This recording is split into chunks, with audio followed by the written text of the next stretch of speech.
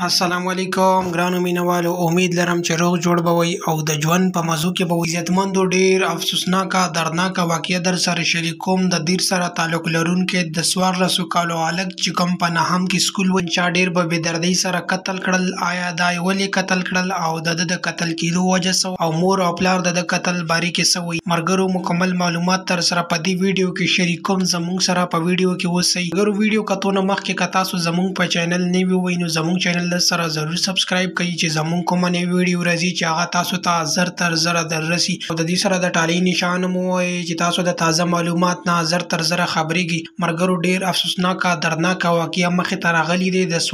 د دیر سره تعلق لرونکي د 14 کالو هلک نن چا ډیر په بېدردۍ سره قتل کړل چې کوم چې په نهم کې سکول ویل او مور او پلار دا وینا وه چې زموږ د چا سره هیڅ قسمه لانجه دښمني نه وه، نو دا زموږ سره دومره ظلم او زیاتي ولې وشو چې د ګل په شان زموږ زوی قتل کړلی شو.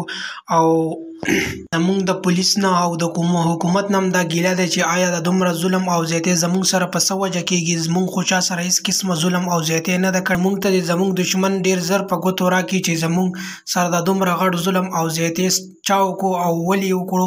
اخر د ده وجه څه وه؟ زموږ بچی خو یو فرشته وه او هغه په نهم کې سکول ویل، هغه چاته هیڅ قسمه ظلم او زیاتي نه و کړی ورسره او نه یې چاته څه ضرر رسولی چې د هغې په وجه باندې هغه چا ورنه بدله اخیستي. ملګرو زموږ په ملک کې دا کیسونه ډیر زیات په تیزۍ سره روان دي، نو حکومت ته پکار دی چې د مخنیوي لپاره څه داسې قانون جوړ کړي چې دا کیسونه بند شي. ملګرو تاسو به زموږ ویډیو ضرور خوښه شوي. نورې ویډیوګانو لپاره چینل ضرور سبسکرایب کړئ چې تاسو د تازه معلومات نه زر تر زره خبرو او د حقیقت نه مو خبرو. والسلام، ډیره مننه، شکریه، زموږ سره اوسئ.